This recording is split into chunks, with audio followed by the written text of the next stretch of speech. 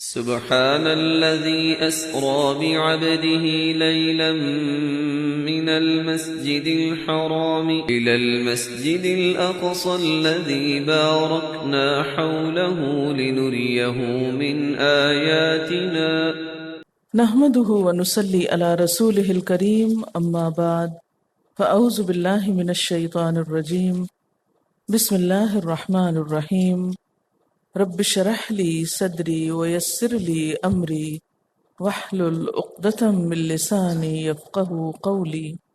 سورۃ بنی اسرائیل۔ سبحان الذی، پاک ہے وہ ذات، اسرا، جو رات کے وقت لے گیا، کس کو؟ بعبدہ، اپنے بندے کو۔ کون بندہ؟ محمد صلی اللہ علیہ وسلم۔ کب لے گیا؟ لیلاً، رات کے وقت۔ کہاں سے لے گیا؟ من المسجد الحرام، مسجد حرام سے۔ کہاں پر لے گیا؟ الی المسجد الاقصی، مسجد اقصی کی طرف۔ وہ کون سی؟ الذی، وہ جو، بارکنا، برکت دی ہم نے، برکت ڈالی ہم نے، حولہ، اس کے ماحول کو، اس کے آس پاس کو۔ کیوں لے گیا؟ لنریہ، تاکہ ہم دکھائیں اس کو۔ کس کو؟ محمد صلی اللہ علیہ وسلم کو۔ کیا دکھائیں؟ من آیاتنا، اپنی آیات میں سے، اپنی نشانیوں میں سے۔ انہ، کیونکہ وہ، هو السمیع البصیر، وہ سننے والا ہے، دیکھنے والا ہے۔ اس آیت میں ایک خاص واقعے کا ذکر ہے۔ روایات میں آتا ہے کہ ہجرت سے 1 سال پہلے مکہ کے حالات بہت سخت تھے۔ یوں لگتا تھا کہ اسلام کی تاریخ بننے سے پہلے ہی ختم ہو جائے گی۔ مخالفت بہت شدید تھی، ہر طرف سے آپ کو ختم کرنے کی کوششیں کی جا رہی تھیں۔ عین اس وقت اللہ تعالیٰ نے پیغمبر اسلام صلی اللہ علیہ وسلم کو ایک عظیم نشانی دکھائی۔ یہ نشانی دراصل اس بات کا اعلان بھی تھی کہ جو دین آپ صلی اللہ علیہ وسلم کو دے کر بھیجا گیا ہے، اللہ تعالیٰ اپنی قدرت کے ساتھ اس دین کی تکمیل کرے گا، اور ایسے حالات سازگار کر دیے جائیں گے کہ یہ مشن تا قیامت جاری رہے۔ ہوا کچھ یوں کہ اللہ تعالیٰ اپنے خصوصی اہتمام کے ساتھ نبی صلی اللہ علیہ وسلم کو مکہ سے، یعنی مسجد حرام سے، مسجد اقصی یعنی فلسطین کی طرف لے گئے۔ آپ صلی اللہ علیہ وسلم کا یہ سفر صحیح روایات کے مطابق جسمانی سفر تھا، یعنی آپ بنفس نفیس خود تشریف لے گئے تھے، یہ خواب میں نہیں تھا۔ اسی سفر کا نام اسراء ہے۔ مکہ سے فلسطین تک کے سفر کا نام اسراء ہے۔ اسراء کا لفظ اسرا، رات کے وقت کہیں لے جانا، یعنی اسرا کا لفظ ہی یہ معنی دیتا ہے کہ یہ سفر رات کے وقت کروایا گیا۔ قرآن پاک میں یہیں تک اس کا ذکر ہے، جبکہ احادیث سے پتہ چلتا ہے کہ پھر وہاں سے اللہ تعالیٰ آپ کو آسمانوں تک لے گئے۔ اس سفر کا نام معراج ہے۔ معراج کا لفظ عین رے جیم سے ہے، عرجا یا عرجو، اور اس کا مصدر عروج بھی ہے، جس کا معنی ہے بلندی پر چڑھنا۔ معراج، معارج سیڑھیوں کو بھی کہتے ہیں۔ من اللہ ذی المعارج، بلندیوں والا۔ بہرحال آپ صلی اللہ علیہ وسلم کو اللہ تعالیٰ نے یہ سفر اپنی خاص مشیت، حکمت کے تحت کروایا۔ بیت المقدس میں آپ صلی اللہ علیہ وسلم نے تمام انبیاء کو امامت کروائی، وہاں وہ انبیاء بھی اس وقت موجود تھے۔ آپ کی امامت کا مطلب یہ تھا کہ اب قیامت تک کے لیے آپ صلی اللہ علیہ وسلم کی لائی ہوئی شریعت پچھلی تمام شریعتوں کی رہنما ہوگی. آپ کا لایا ہوا دین ہی دراصل دین ہوگا اور باقی تمام چیزیں آپ کے لائے ہوئے دین کے تابع ہوں گی. یعنی پچھلے انبیاء جو کچھ لائے وہ اب ایک طرح سے انویلڈ ہے، اور قیامت تک جو دین اللہ نے باقی رکھنا چاہا ہے وہ اس قرآن میں مکمل کر دیا گیا. اور ہدایت کے لیے تمام ادیان والوں کو، تمام قوموں کو نبی صلی اللہ علیہ وسلم کی طرف رجوع کرنا چاہیے اور آپ کے لائے ہوئے دین کو فالو کرنا چاہیے. اس اہم تقریب کے لیے فلسطین کی زمین کو منتخب کیا گیا، اس لیے کہ فلسطین کا علاقہ وہ بابرکت علاقہ ہے جس پر اللہ تعالیٰ نے بے شمار انبیاء کو مبعوث کیا. یہ مختصر سا اس آیت کا تعارف ہے. اب ہم ذرا مزید تفصیل کے ساتھ الفاظ کو دیکھتے ہیں اور اس واقعے کی کچھ اور تفصیلات بھی. ابتدا ہوتی ہے سبحان الذی. یہ لفظ سبحان اللہ سے ہے. عام روزمرہ زندگی میں سبحان اللہ کا لفظ کب کہا جاتا ہے؟ جب آپ کوئی ایسی چیز دیکھتے ہیں کہ جس پر آپ حیران ہوں اور جس میں کسی عظیم الشان واقعے کی طرف نشاندہی ہو. ہوا یہ تھا دراصل کہ جب آپ صلی اللہ علیہ وسلم نے سفر سے واپسی پر آ کر لوگوں کو یہ بتایا مجھ کو معراج نصیب ہوئی ہے اور میں آسمانوں سے ہو کر آ رہا ہوں، تو لوگوں کو اس بات پر بہت شک ہوا اور انہوں نے آپ کی تعلیمات میں بھی شک کرنا شروع کر دیا. اس موقع پر کئی ایک ایمان والے لوگ بھی اندر سے ہل گئے. یہی وہ موقع تھا جب حضرت ابوبکر صدیق رضی اللہ تعالی عنہ نے پورے کانفیڈنس کے ساتھ آپ کی تصدیق کی اور اسی کے نتیجے میں آپ کا لقب صدیق رکھا گیا. انہوں نے کہا کہ آپ صلی اللہ علیہ وسلم نے اگر یہ کہا ہے تو سچ ہی کہا ہے، میں اس کو مانتا ہوں. ماننے میں مشکل بھی کیا ہے، اس لیے کہ یہ واقعہ اس ہستی کے اذن، اس ہستی کی طاقت سے وقوع پذیر ہو رہا تھا جس کے لیے کوئی بھی کام مشکل نہ تھا. اگر آج 1400 سال کے بعد لوگوں نے جہاز بنا لیے ہیں، عام انسانوں نے، اور اگر اس وقت میں آپ سے یہ کہوں کہ میں 1 گھنٹہ پہلے 30,000 فٹ کی بلندی پر آسمانوں میں سیر کر رہی تھی، تو آپ اس بات کو اس لیے مان لیں گے کہ ہاں واقعی آج میرا سفر جہاز کا سفر تھا.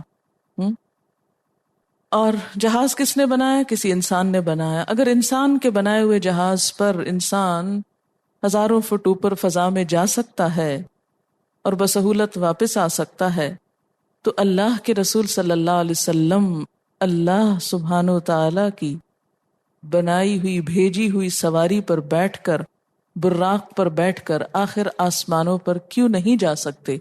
اس بات کے ماننے میں مشکل ہی کیا ہے؟ جس رب نے وہ بلند ترین آسمان اٹھایا، کیا وہ رب اپنے ایک بندے کو آسمان تک نہیں لے جا سکتا؟ اس کے لیے کچھ بھی مشکل نہیں. لیکن بہرحال اس دور میں بھی اور آج بھی کئی لوگ آپ صلی اللہ علیہ وسلم کے آسمانوں تک پہنچنے میں شک کرتے ہیں. لیکن غیب پر ایمان کیا تقاضا کرتا ہے کہ اگر آپ یہ فرماتے ہیں کہ میرے پاس فرشتہ آتا ہے، تو ایمان کہتا ہے کہ مان جاؤ کہ آپ کے پاس فرشتہ آتا ہے. یہ سب چیزیں یؤمنون بالغیب سے تعلق رکھتی ہیں. اور اگر آپ کہتے ہیں کہ میں آسمان پر گیا تو ہم کو ماننا ہوگا، اس لیے کہ آپ سچے نبی ہیں اور ہمارا ایمان اس بات کا تقاضا کرتا ہے کہ آپ کی اس بات کو سچا مانا جائے. بہرحال یہ واقعہ ایک عظیم الشان واقعہ تھا، اسی لیے اس کا آغاز ہو رہا ہے سبحان الذی. پاک ہے وہ ذات، کس سے؟ ہر عیب سے، ہر کمزوری سے، ہر نقص سے.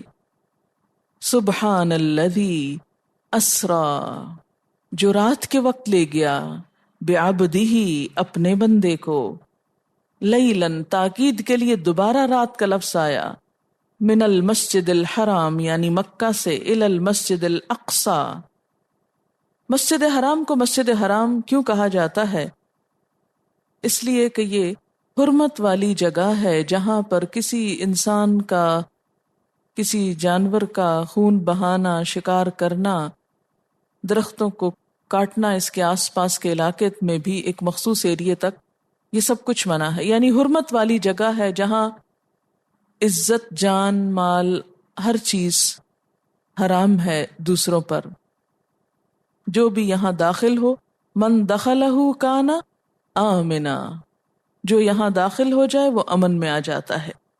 الی المسجد الاقصی، مسجد اقصی کی طرف۔ مسجد اقصی، اقصی کا لفظ ہے دور کی مسجد، آپ پیچھے پڑھ چکے ہیں، بالعدوۃ القصوی، قاف صاد واو یہ قصوی۔ قصوی کا بھی کیا معنی تھا؟ دور کے کنارے پر، وہ دور کے کنارے پر تھے یا دوسرے کنارے پر تھے۔ تو مسجد اقصی سے مراد وہ مسجد جو مکہ سے دور تھی۔ مکہ سے القدس کی مسافت 40 راتوں کی ہے، یعنی اگر آپ صلی اللہ علیہ وسلم کے زمانے میں کوئی شخص اس بات کا ارادہ کرے کہ وہ مکہ سے بیت المقدس جائے تو اس کو اونٹ پر بیٹھ کر وہاں جانے کے لیے کیا درکار تھا؟ 40 راتوں کا سفر۔ تو اس لیے مکہ والے اس کو کیا نام دیتے تھے؟ مسجد اقصی، دور والی مسجد۔ الذی بارکنا حولہ، جس کے آس پاس میں ہم نے بہت برکتیں رکھ دی ہیں۔ یعنی برکتیں کس لحاظ سے؟ کہ اس کی زمین بھی بہت بابرکت ہے، قدرتی نہروں کی زمین ہے، پھلوں کی کثرت اور فراوانی ہے، انبیاء کی اکثریت کا مسکن اور مدفن ہے، یعنی دفن بھی وہیں ہوئے ہیں بہت سارے انبیاء۔ لنریہ، تاکہ ہم آپ کو دکھائیں، کیا دکھائیں؟ من آیاتنا، اپنی نشانیوں میں سے۔ وہ کون سی نشانیاں تھیں جو آپ صلی اللہ علیہ وسلم نے اس رات میں دیکھی؟ ان کے بارے میں تھوڑا سا ہم تفصیل سے ذرا دیکھیں گے ابھی واقعہ۔ انہ هو السمیع البصیر، بے شک وہ سننے والا ہے، دیکھنے والا۔ یہ کیوں کہا گیا؟ کہ وہ سن رہا ہے۔ جو کچھ لوگ اس خاص واقعے پہ تبصرے کر رہے ہیں، اس کے بارے میں شک کر رہے ہیں، وہ سب کو سن رہا ہے، دیکھ رہا ہے، جانتا ہے کہ کون کس حال میں ہے۔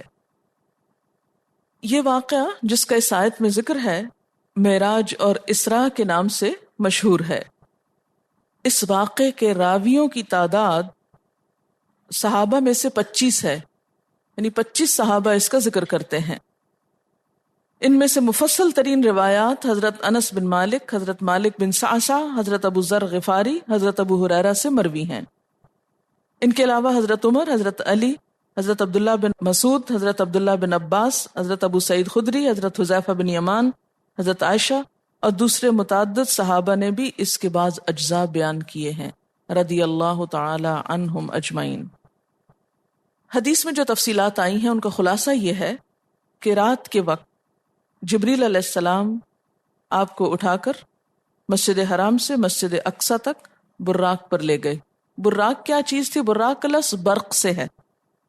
کہا جاتا ہے کہ وہ ایک جانور تھا، اور جانور سے شاید اس لیے بھی تشبیہ دی گئی ہو کہ اس دور میں جانور ہی سواری کے لیے استعمال کیے جاتے تھے۔ لیکن براق کیوں کہا گیا برق سے؟ کہ اس کی رفتار بجلی کی رفتار کی طرح تھی، جیسے بجلی یا روشنی کی رفتار ہے۔ مثلا 1 سیکنڈ میں 3 لاکھ کلومیٹر، جی 1,86,000 میل یا 3 لاکھ کلومیٹر سفر کرتی ہے۔ اب دیکھیے کہ یہاں پر بہت دلچسپ بات ہے نا، اسرا بعبدہ لیلاً، پوری رات بھی نہیں، رات کا بھی ایک حصہ، ساری رات کا سفر نہیں تھا۔ اللہ تعالیٰ جب اپنے بندے کو لے گیا تو کس طرح لے گیا؟ لیلاً، اسم نکرہ ہے، پڑھ چکے نا اسم نکرہ، تو نکرہ میں کیا آتا ہے؟ یعنی ایک حصہ، تھوڑا سا، کچھ، کوئی، سم، نکرہ کے معنوں میں سم کا آتا نا۔ تو آپ خود سوچیں کہ اگر براق پر آپ تشریف لے گئے تھے اور براق برق سے ہو اور برق بجلی کو کہیں، اور بجلی سے جو لائٹ پروڈیوس ہوتی ہے، وہ لائٹ کا سفر کیا ہوتا ہے، 1 سیکنڈ میں آپ یہاں سے وہاں جا سکتے ہیں، کچھ بھی مشکل نہیں۔ یہ مشکل ہم کو لگتی ہے نا کہ ابھی انسانوں کے پاس ایسے سفر کرنے کے لیے اور اتنے فاصلے طے کرنے کے لیے سواریاں نہیں ہیں، اللہ تعالیٰ کے لیے کچھ بھی مشکل نہیں۔ اور پھر وہاں سے آسمان تک، اور پھر واپس بھی آ گئے۔ آپ نے انبیاء کے ساتھ نماز ادا کی، اب آپ کہیں گے وہ تو سب فوت ہو چکے تو کیسے ادا کی؟ اللہ تعالیٰ کے لیے کیا مشکل ہے کہ کسی بھی انسان کو جب چاہے مار دے، جب چاہے زندہ کر لے، اور جب چاہے اس کو جسم دے دے، جب چاہے وہ واپس لے لے، چیزوں کو جوڑ دے، چیزوں کو الگ کر دے۔ یہ سب سوال اس وقت پیدا ہوتے ہیں جب ہم کو اللہ کی قدرت پر یقین نہیں ہوتا، پھر ہم شک کرنے لگتے ہیں یہ کیسے، وہ کیسے۔ آپ دیکھیں کہ آج کے دور میں آپ ایک بٹن ٹچ کرتے ہیں ریموٹ کنٹرول کا، اور وہاں ایک دنیا نظر آنے لگتی ہے ٹیلی ویژن کی اسکرین پر۔ تو 1400 سال پہلے اگر کوئی یہ کہتا کہ آپ ایک ٹچ سسٹم سے بالکل دوسری دنیا کی تصویریں دیکھ سکتے ہیں تو کوئی نہ مانتا۔ لیکن آج انسانوں نے خود ایسی چیزیں بنا لی کہ یہاں بیٹھ کر آپ بالکل اپنے سے اپوزٹ ورلڈ کے لائیو پروگرامز دیکھ سکتے ہیں۔ تو نبی صلی اللہ علیہ وسلم کے لیے آخر کیا مشکل تھی کہ اللہ کے کن کہنے سے وہ ان میں سے کوئی بھی کام نہ کر سکتے؟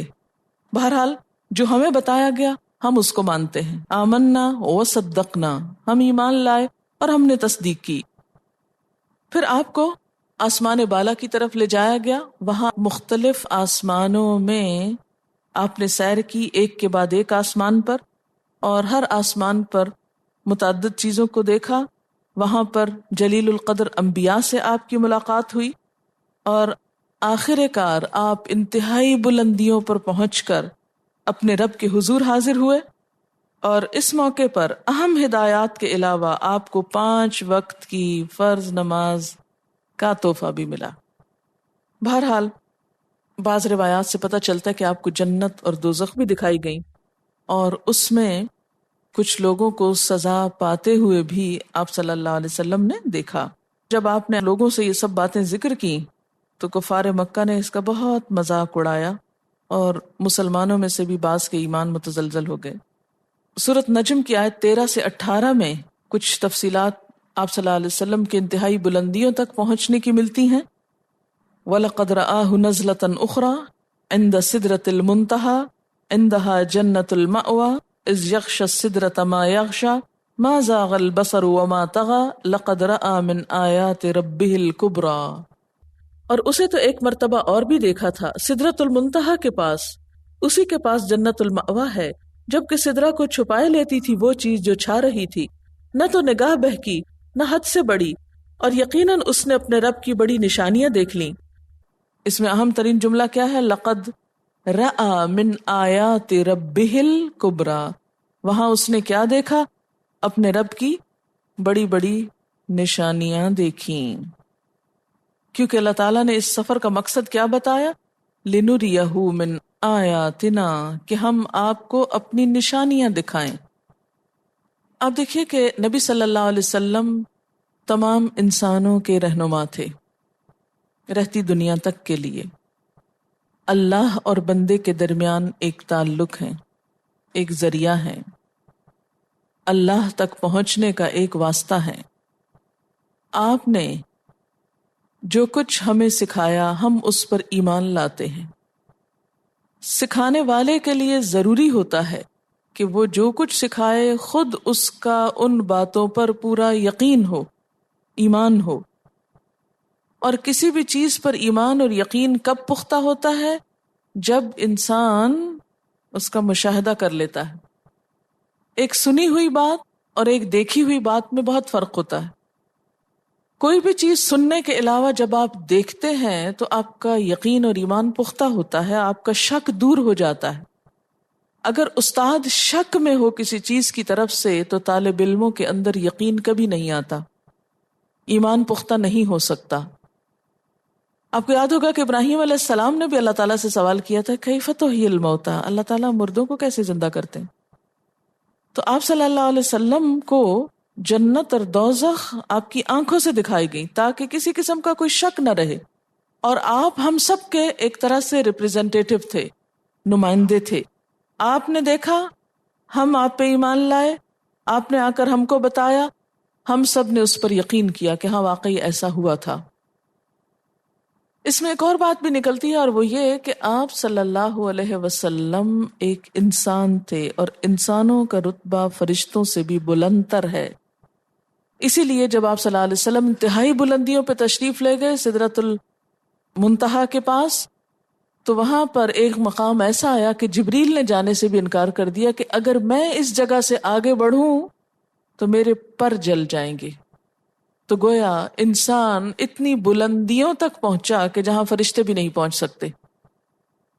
انسان کے لیے کائنات بنی، انسان اللہ تعالیٰ کی بہترین مخلوق ہے، اسے عقل سے نوازا گیا، اسے انبیاء کی رہنمائی دی گئی، اور آخری نبی کو وہ بلند ترین مقام دیے گئے کہ جس کی وجہ سے انسانیت کا سر ہمیشہ کے لیے بلند رہے اور اس کی فوقیت ہر ایک پر قائم ہو جائے.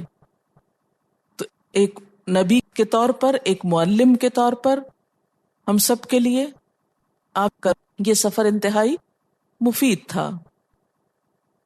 سفر بذات خود ایک لرننگ ہوتی ہے، اور وہ تجربے انسان حاصل کرتا ہے جو گھر بیٹھ کر نہیں کر سکتا. اسی لیے کہا جاتا ہے کہ سفر وسیلہ ظفر. یہ محاورہ سن رکھا ہوگا اردو کا، جس کا معنی کیا ہے کہ سفر کامیابی کا ذریعہ ہوتا ہے. نبی صلی اللہ علیہ وسلم کے سفر علم کی یہ سنت صحابہ کرام میں بھی باقی رہی، پھر اس کے بعد تابعین میں، اور تاریخ کا ایک حصہ بن گئی. حتیٰ کہ غیر مسلم مورخین اس بات پر حیران پریشان ہوتے ہیں کہ مسلمانوں کو کیا جنون تھا کہ جنہوں نے علم کی خاطر دور دراز سفر کیے. اور صحابہ کرام نے بعض اوقات صرف ایک حدیث کے حصول کے لیے مدینہ سے مصر تک کا مہینے کا سفر کیا، اور ایک ایک حدیث سن کر واپس آ گئے. علم کو جمع کرنے میں مسلمانوں کی جو کوششیں تاریخ میں موجود ہیں، اس کا مقابلہ دنیا کی کوئی قوم اس دور میں نہ کر سکی.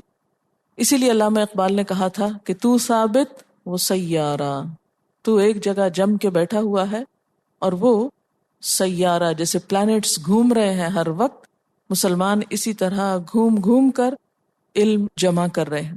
اسی لیے ہم دیکھتے ہیں کہ محدثین اس شخص کی حدیث ہی قبول نہیں کرتے تھے، یعنی اس شخص سے، اس عالم سے علم نہیں حاصل کرتے تھے جس نے صرف اپنے شہر میں علم حاصل کیا ہو اور جس نے علم کے لیے سفر نہ کیا ہو. تو علم کے لیے سفر، اس کی ابتدا اور آغاز، اور علم یقین کے لیے کہ عین الیقین کے ساتھ علم حاصل کیا جائے، اس کا آغاز نبی صلی اللہ علیہ وسلم سے ہوتا ہے. کس میں؟ تاریخ اسلام میں. بہرحال یہ ایک سائیڈ کا سبق تھا سیکھنے کا. پھر اس کے بعد فرمایا وَآتَيْنَا مُوسَى الْكِتَابَ، اور ہم نے موسیٰ علیہ السلام کو کتاب عطا کی. وَجَعَلْنَاهُ هُدًى لِبَنِي إِسْرَائِيلَ، اور ہم نے اس کتاب کو بنی اسرائیل کی ہدایت کا ذریعہ بنا دیا. کون سی کتاب تھی؟ تورات. اور اس کتاب میں کیا سبق دیا لوگوں کو؟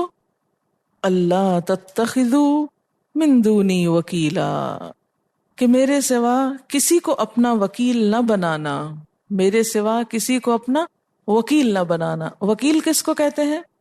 کارساز کو، یعنی کسی پہ ڈپینڈ نہیں کرنا، کسی پہ توکل نہیں کرنا. تو بات یہ ہے کہ رات کا جو میسج اللہ تعالیٰ نے ہم کو بتایا وہ کیا ہے؟ اللہ تتخذوا من دونی وکیلا، میرے سوا کسی پہ بھروسہ نہیں کرنا، کسی کو کارساز مت سمجھنا کہ وہ تمہارا کام نکالے گا، کسی پہ ڈپینڈ نہیں کرنا. اس لیے کہ کل من علیہا فان، ہر چیز ختم ہونے والی، ایک ہستی ہے جو باقی رہنے والی، اور وہ اللہ رب العزت کی ہستی. اگر ہم اس پر بھروسہ کرتے ہیں تو وہ خود ہماری مدد کے اسباب پیدا کر دیتا ہے. کوئی ایک شخص یا انسان یا کوئی مال یا دولت یا گھر یا شوہر یا بچے یا دوست احباب استاد کوئی بھی سہارا نہیں ہے، سہارا صرف اللہ کی ذات ہے. اور جو شخص اللہ کو حقیقی معنوں میں سہارا سمجھتا ہے وہ کبھی مایوس نہیں ہوتا، اور کبھی بھی پھر صراط مستقیم سے ہٹتا نہیں، اور کبھی بھی اس کے قدم ڈگمگاتے نہیں. نہ خوشامد اس کو پھسلاتی ہے اور نہ ہی تکلیفیں اس کے راستے میں حائل ہوتی ہیں. دین کا اصل مقصود بھی یہی ہے کہ بندہ اپنے رب سے اس طرح جڑ جائے، بندہ اپنے رب کو اس طرح پالے کہ اس کے سوا سارے سہارے بیکار نظر آئیں. حقیقی معرفت کہ اصل طاقت اور اصل قوت اللہ ہی کی ذات ہے، اور کسی بھی معاملے میں مجھے کسی انسان یا دنیاوی کسی بھی وسیلے کی طرف دیکھنے سے پہلے رب کی طرف دیکھنا ہے، اس سے مانگنا ہے. صحابہ کرام کے بارے میں آتا ہے کہ اگر ان کی جوتی کا تسمہ بھی ٹوٹ جاتا تو رب سے مانگتے، رب کی طرف دھیان جاتا، اللہ ہی دے گا، وہی سبب پیدا کرے گا. کیونکہ اگر انسان کو کوئی انسان دیتا بھی ہے تو یہ دراصل اللہ کا پیدا کردہ سبب ہوتا ہے. اگر سگی ماں کے دل میں بھی اللہ خیال نہ ڈالے تو وہ بھی پوری قدرت رکھنے کے باوجود ضرورت پوری نہیں کر سکتی. ماں اگر دیتی ہے تو اس دل میں بھی محبت اللہ نے ڈالی، اور جن ماؤں کے دل میں اللہ محبت نہیں ڈالتا ماں ہوتے ہوئے کچھ نہیں دے سکتی. کسی انسان کے دل میں آپ کے لیے محبت کا ہونا یہ بھی دراصل اللہ کی ایک نعمت ہوتی، یہ اللہ ہی کی طرف سے ہوتا ہے کہ وہ کسی کے دل میں آپ کا خیال ڈال دے. لیکن اصل قوت اللہ ہی کی ہے. تو صحیح توحید کا عقیدہ کیا ہے؟ بات یہ ہے کہ آپ کے دل میں شاید یہ خیال آ رہا ہو کہ ہم نے پیچھے تو پڑھا تھا کہ ہر پیغمبر نے آ کے اپنی اپنی قوم سے کہا تھا کہ یا قوم اعبدوا اللہ، اے میری قوم اللہ کی عبادت کرو اور شرک نہ کرو، اور اب تک ہم یہی کہتے رہے، اور اب یہاں پر تو لفظ بدل چکے ہیں. تو دیکھیے کہ لفظ ضرور بدلے ہیں، مفہوم اور روح ایک ہی ہے. وہاں سمپل سادے الفاظ میں عبادت کی دعوت دی گئی ہے، یہاں عبادت کی روح بتا دی گئی ہے. جب انسان سجدے میں پڑھتا ہے، نماز پڑھتا ہے یا دعا مانگتا ہے، عبادت کی یہی بڑی بڑی قسمیں ہیں. تو جب یہ دعا ہم کرتے ہیں یا عبادت کرتے ہیں تو دراصل ہم پوری طرح اس کی طرف یکسو ہو جاتے ہیں کہ صرف تو ہے اب، اور بس تو. اسی لیے منع کیا گیا نا کہ اللہ کے علاوہ کسی اور کے آگے سجدہ نہ کرو، اللہ کے علاوہ کسی اور کے آگے ہاتھ نہ پھیلاؤ. ایاک نعبد و ایاک نستعین. لہذا دین کی اصل روح کیا ہے کہ اللہ کے سوا کسی کو بھروسے کے لائق نہ سمجھا جائے. اللہ تتخذوا من دونی وکیلا. اور جو شخص اللہ پہ بھروسہ کرنا نہیں جانتا وہ دنیا اور آخرت دونوں میں خسارے میں ہے. کیوں؟ اس لیے کہ دنیا میں بھی اگر انسان کبھی ایک چیز کے اوپر سہارا لیتا ہے اور وہ اس کو مایوس کر جاتا ہے، پھر دوسرے کے اوپر سہارا لیتا ہے وہ مایوس کر جاتا ہے، پھر تیسرے پہ لیتا ہے وہ مایوس کر جاتا ہے. کبھی انسان اپنی صحت پر سہارا لیتا ہے کہ میں بہت صحت مند ہوں، بہت قابل ہوں. کبھی اپنی ذہانت کو قابل بھروسہ سمجھتا ہے، اپنی عقل کو. تو کیا ہوتا ہے، وقت کے ساتھ ساتھ سب سہارے چھوڑ جاتے ہیں، اور بسا اوقات عین موقع پر انسان وہ بات بھول جاتا ہے جو اسے یاد رکھنی چاہیے. وہی ہماری یادداشت، میموری، ذہانت، عقل مندی، وہ سب فیل ہو جاتے ہیں ایٹ ٹائمز. صحت بگڑتے بھی دیر نہیں لگتی. تو ذاتی زندگی میں بھی ان تمام چیزوں کے بارے میں ہمارا تصور کیا ہونا چاہیے کہ یہ اللہ کی نعمتیں ہیں جو اس نے ہمیں دی ہیں. اصل قوت وہ ہے، یہ چیزیں اس وقت تک مجھے فائدہ دیں گی جب تک وہ چاہے گا، وہ نہیں چاہے گا تو ان میں سے کوئی بھی چیز کارآمد نہیں. اور اسی طرح اجتماعی زندگی میں اور آخرت کے معاملے میں بھی کہ وہ چاہے گا تو بخشے گا، اسی کے سہارے میں پار لگوں گا. اور دین کی دعوت یا تبلیغ کے معاملے میں بھی نہ اپنے علم پر بھروسہ کرنا چاہیے، نہ اپنی قابلیت پر، نہ ذہانت اور لیاقت پر، اور نہ ہی مال و دولت پر، اور نہ ہی انسانوں پر. یہ تمام چیزیں اللہ کی نعمتیں ہیں، احسان ہیں جن پر اس کا شکر ادا کرنا چاہیے، لیکن اصل چیز اللہ کی ذات ہے۔ وآخر دعوانا ان الحمد للہ رب العالمین۔ سبحانک اللہم وبحمدک نشہد ان لا الہ الا انت استغفرک ونتوب الیک۔ والسلام علیکم ورحمۃ اللہ وبرکاتہ۔